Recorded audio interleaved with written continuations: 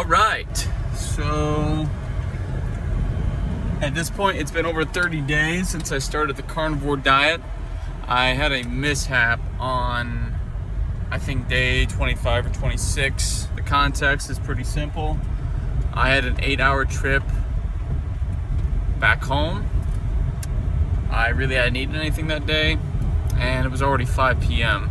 by the time I left. So I went to a Casey's gas station. I found some jerky that had the lowest amount of carbs and sugar per serving, and I bought 2 packages. And maybe that was my mistake. Maybe I should have just bought one. But anyways, it totaled into about 28 beef sticks, which also would be 28 ounces or 28 servings, which means the total carbohydrates I had consumed was probably over 35 or close to 40. So unfortunately, I think that caused a spike in my blood sugar, and that caused me to have a sugar craving, a real sugar craving. And this guy knows I gotta yield, right? Alright. And I had a humongous sugar craving that I hadn't had pretty much the entire month.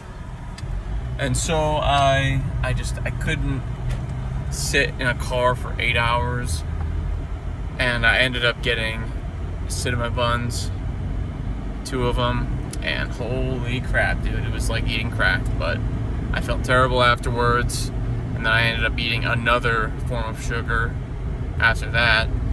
And then once I finally got home, I topped it off with some granola bars, some sugary granola bars, and I would have eaten an entire box if I could have found one. Thankfully I couldn't, so I went ahead, I just caught myself, I eased myself back into carnivore.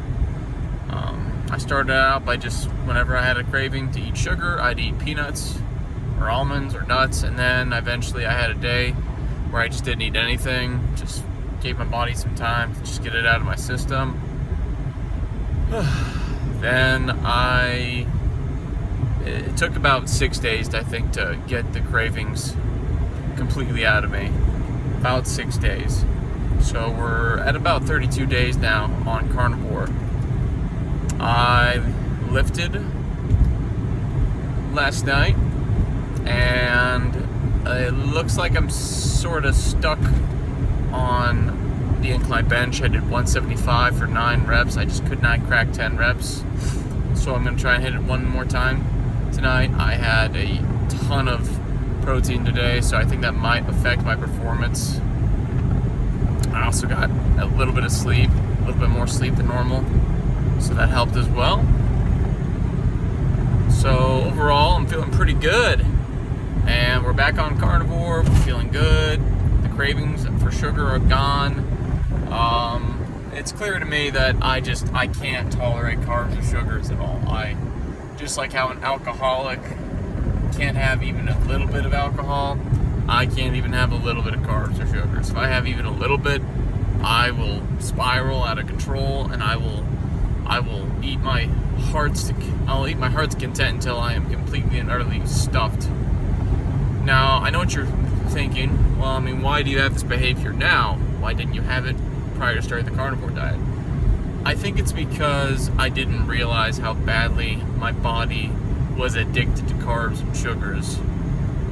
And I had been eating it for so long that my body had built a sort of tolerance to carbs and sugars, and to the point where I'd be getting carbs and sugars from pretty much all forms of food. It was pretty much in everything. In a protein bar, you better believe that protein bar is actually more carbohydrates and sugars than it is protein. So you might as well call that a carbohydrate or sugar bar, not a protein bar.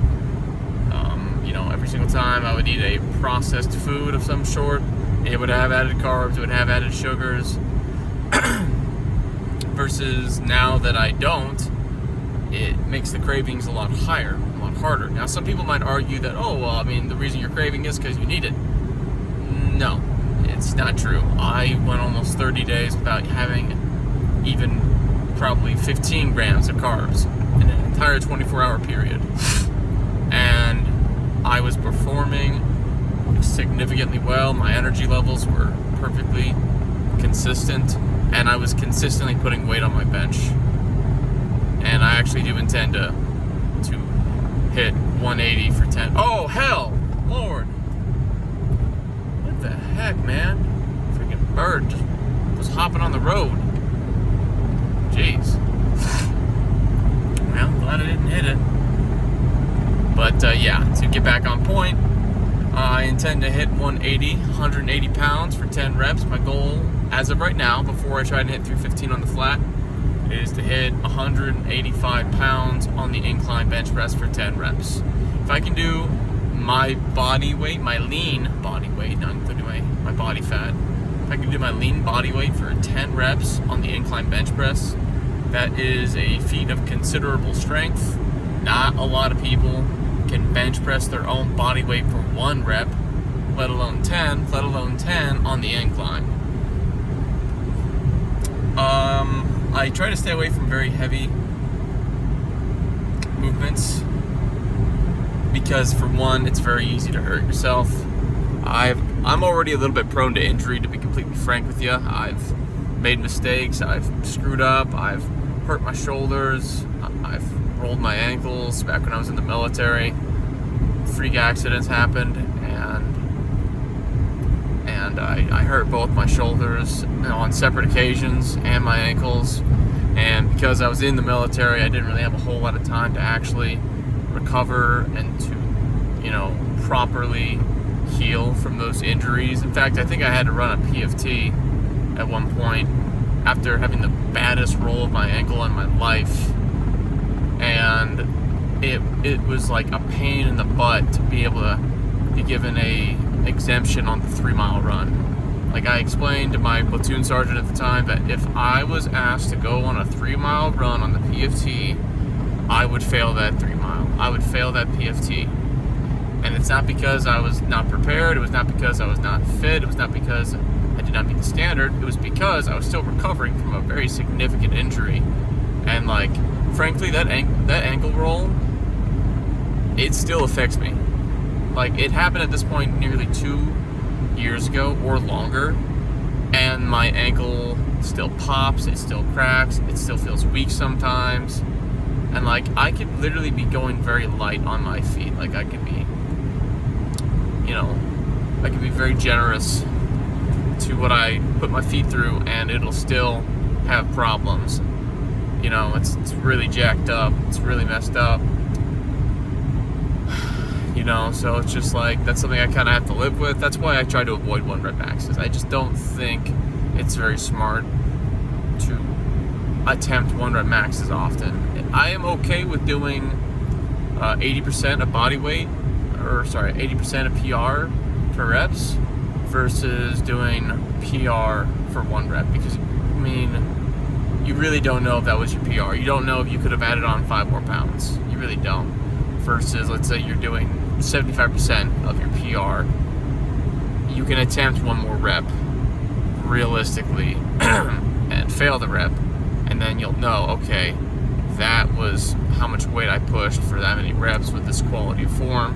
That means I'm about this strong. That's just my thought process, because, like, I want to be compounding my physical strength and my overall muscle mass for, like, the next 15 to 20 years. Like, I'm going to be doing strict carnivore, like, I'm going to be eating just meat, just eggs, just fish, pretty much for the rest of my life.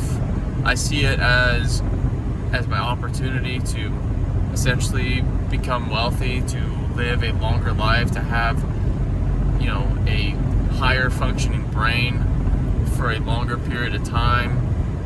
I really do believe I'm going to live past 100 years, as long as I don't have a freak accident or I don't develop some type of unknown illness, regardless of my diet, which, honestly, I'm starting to be convinced that a lot of illnesses that happen today are actually the result of the standard American diet. But I'm no authority in that conversation. Frankly, I'm not an authority in any conversation. Technically, you could say I'm not an authority in building muscle because I'm not certified, but certifications and accreditations and registrations and licensing, it's it's all basically a bunch of hearsay at the end of the day. I like to go with anecdotally verifiable. I think that is more trustworthy, because the way I think about it is this. Let's say I got a good friend, right? And I trust this friend. And this friend swears to God that he did this series of activities and he got these results. I said, oh, okay, that's interesting. And I go to talk to somebody else, and this is another friend, and these two friends, they don't know each other, right? They're not friends. They only know me. They don't know each other.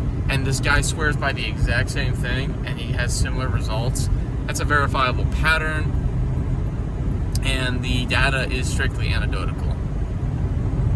I just find that more trustworthy. I find that more believable than I really do a lot of these large-scale studies, because a lot of these large-scale studies, they have agendas, they have profit margins, they've got people who are supporting the study, and it's really crony. It's not verifiably trustworthy. There's no third party to hold everyone accountable to make sure that everything's actually being done objectively. And look, I get it. You can make the same argument for anecdotal, but the difference is motives. Okay, a large-scale organization has a lot of motives to lie about their results. One dude on the internet who is not making any money, who doesn't have a whole lot of clout, who's already a financially free and successful person and has their health and has their wealth from other avenues, and they've got nothing to hide, nothing to lie about, they've got no motives. When I hear their anecdotal information, that makes them far more verifiably trustworthy than these large-scale studies. And I'm not saying that large-scale studies have no place at all. They just need to have checks and balances. They need to have third-person organizations that hold them accountable. Basically audit. They need to be audited. That's my thought process. Okay, this is 12 minutes. I know for a fact that no one's going to click on a video that's this long, so I'm going to go ahead and cut it here. Thanks for watching. If you are legitimately interested in my thoughts, my opinions, my ideals, and my plans and goals that I intend to document and post as a form of self-journaling, feel free to subscribe, feel free to like, feel free to comment. It's appreciated, but it's not necessary. Even if you just watch the video, you don't like, you don't subscribe, you don't even comment, and you got something out of it, that's good enough for me.